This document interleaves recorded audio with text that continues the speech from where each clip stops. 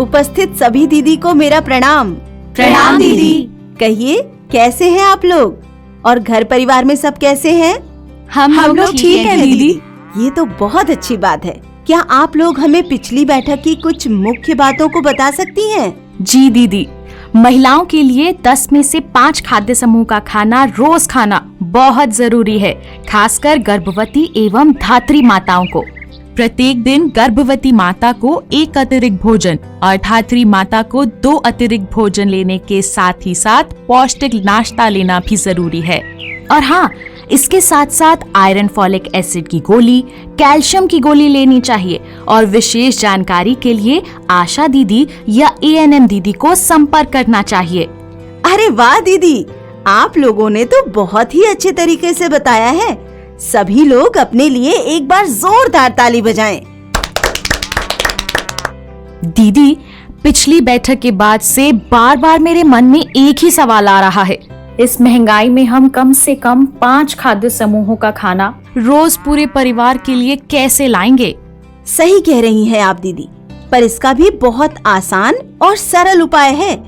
पर आइए, पहले हम गुणवंती दीदी से जानते हैं कि उन्होंने मीना और खुशबू को विभिन्न खाद्य समूहों का खाना किस प्रकार खिलाया। हुआ यूं कि मैं अपनी बूढ़ी माँ की सेवा के लिए अपने गांव गई थी और सब्जियां महंगी होने के कारण यहाँ मीना खुशबू को मसला हुआ भात और आलू खिलाया करती थी।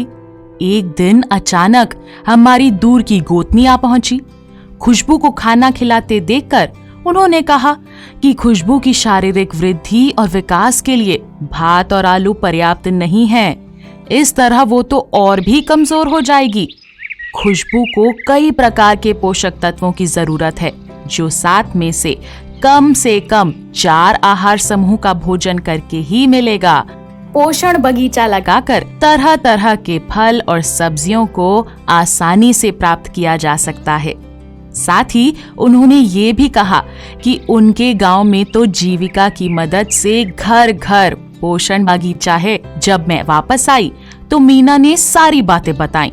फिर हम दोनों ने मिलकर अपने घर में भी पोषण बगीचा लगाया।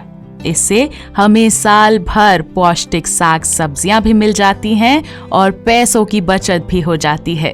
पोषण बगीचा वो क्या होता है? जरा हमें भी विस्तार से बताइए ना।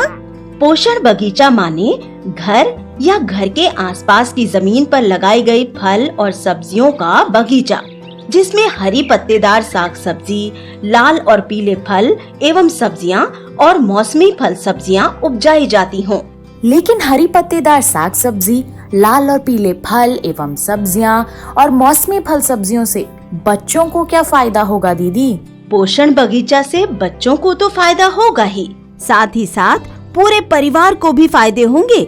जैसे घर के सभी सदस्य, विशेषकर गर्भवती माता, धात्री माता और बच्चे हरी पत्तेदार साग सब्जी खा पाएंगे, जिससे कि वो खून की कमी अर्थात एनीमिया से बच पाएंगे।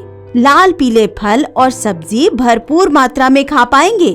इससे इनके शरीर को भरपूर मात्रा में विटामिन ए मिलेगा, जिससे वो रतौंधी एवं और भी कई बीमारियों से बच सकते हैं। मौसमी फल सब्जियों से सर्दी, खांसी, जुकाम आदि से बच पाएंगे।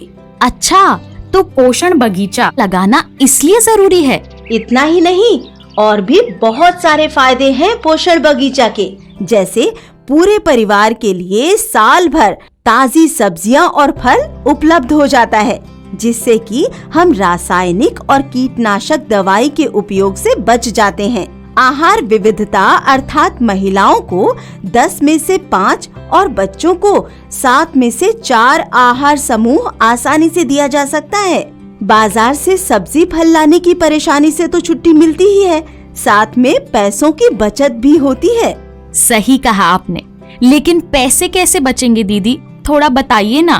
अरे दीदी, जब हम विभिन्न प्रकार के फल और सब्जी खाएंगे तो हमारे शरीर में रोगों से लड़ने की क्षमता बढ़ेगी, हम बीमार कम पड़ेंगे और डॉक्टर को जाने वाला पैसा बच जाएगा। साथ ही शहर आने जाने और फल सब्जियों के मूल्य पर होने वाले खर्चे भी तो बचेंगे। इतने सारे फायदे, तब तो मैं भी पोषण बगीचा जरूर ही लगाऊंगी। दीदी, इसके लिए क्या करना चाहिए और इसे कब लगा सकते हैं? इसके लिए घर आंगन की जमीन का इस्तेमाल किया जा सकता है और इसे किसी भी मौसम में यानी कि साल भर कभी भी लगाया जा सकता है। लेकिन जिनके पास जमीन नहीं है वो कैसे लगाएंगे पोषण बगीचा? जिनके घर में या आसपास जमीन नहीं है वो अपने घर के छत पर पुराने बोडे, गत्ते, प्लास्टिक के डिब्बे, टूटी फूटी बाल्टी, गमले में भी मिट्टी भरकर पोषण बगीचा लगा सकते हैं। और इस बगीचे में हम क्या क्या लगा सकते हैं दीदी? इसमें हम विभिन्न प्रकार के हरे पत्तेदार साग जैसे पालक, बथुआ, चौलाई, मेथी, पुदीना, सरसों आदि लगा सकते हैं। साथ ही लाल पीले फल और सब्जियां जैसे पपीता, केला, कोहड़ा, गाजर, टमाटर लगा सकते हैं। अन्य सब्जियां या अन्य फल जैसे कद्दू, नेनुआ, गोभी, खीरा, अमरूद, नींबू, आंवला भी लगा सकते हैं। अब तो हम सभी लगाना चाहेंगे पोषण बगीचा। बताइए इसके लिए हमें क्या करना होगा? पोषण बगीचा लगाने के लिए कुछ और भी जरूरी बातें हैं, जैसे सिंचाई का सही प्रबंध करना। इसके लिए हम घर में उपयोग किया पानी जैसे चावल या सब्जी का धोया हुआ पानी भी उपयोग कर सकते हैं। घर में ही उपलब्ध सूखे पत्ते, गोबर, सब्जी एवं फलों के छिलके से बनाए गए खाद का उपयोग कर सकते हैं। समय समय पर बागीचे के आसपास की सफाई और पौधों के आसपास की घास को हटाना भी जरूरी है। एक छोटा सा नर्सरी तैयार करना जिससे कि अगले मौसम में लगाए जाने वाले पौधे बिना खर्च के तैयार हो सकें। और इसकी अधिक जानकारी के लिए आप अपने ग्राम संगठन के वीआरपी से भी मदद ले सकते हैं। तो दीदी अब आप बताएं कि पोषण बगीचा के बारे में आपने क्या क्या सीखा? पोषण बगीचा हर घर में होना चाहिए क्योंकि इसके बहुत सारे फायदे हैं, वो भी बहुत कम खर्च में।